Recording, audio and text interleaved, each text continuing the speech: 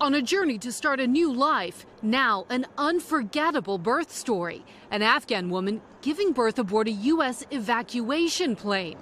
These remarkable images show the moments just after airmen from the 86th Medical Group helped deliver the baby girl in the cargo bay of this C-17.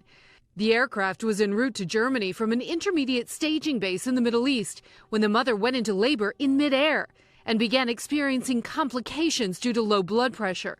The quick-thinking aircraft commander descended the C-17, lowering the altitude to increase air pressure inside the aircraft, a move that helped stabilize the mother and save both her and her baby's life. The plane safely landed at Ramstein Air Base in southwest Germany, where U.S. medical professionals rushed on board.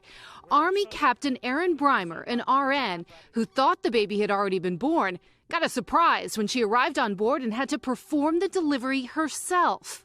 She was understandably quite scared. I didn't know if she spoke any English, so I was just trying to be like eye contact, like, you got this, mama, and trying to reassure her. I just delivered the baby. The baby came out screaming. Thankfully, mama and baby are doing well. It all comes as thousands of Afghans are desperately trying to escape the country following the Taliban's takeover, with heartbreaking videos of the despair emerging, like this one showing a crowd passing a baby up to a serviceman who lifts the infant over the razor wire. We have an enormous humanitarian need. The health of women and the health of children are at the center of that humanitarian crisis. Among those who have been able to safely get out, 10-year-old Noman, whose story Ann Thompson brought you last week. The boy is currently traveling with another man and a young child that he's adopting. Noman's adoptive father, Bahauddin Mushtaba, says his son has been eager to reach the U.S. He's very excited about it. He's looking forward to it. Mushtaba has traveled from Florida to an undisclosed airport in the U.S., where he is anxiously hoping his son will soon arrive, though the timeline is still uncertain. He said, I just need to hug my son.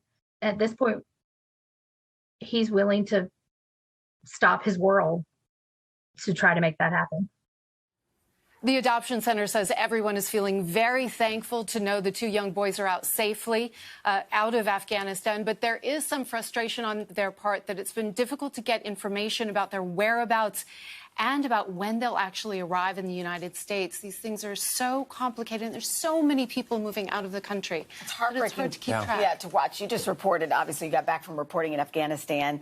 Tell us what it was like there on the ground, especially witnessing, the fall of Kabul firsthand. Yeah, it was interesting because the Saturday before, it didn't feel like things were that drastically different. People were out, people were shopping. It felt like almost a business-as-usual day in Kabul.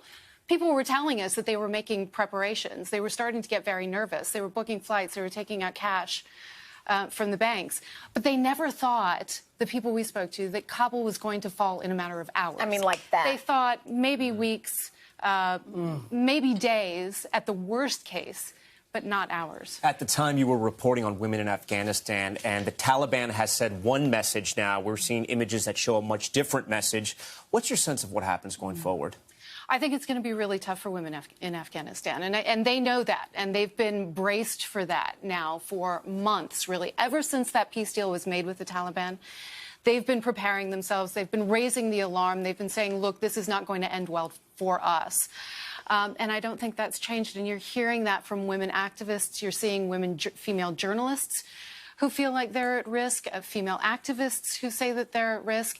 And on top of that, you have, tens of thousands, hundreds of thousands, really, of people, women and children, who've been displaced in that country.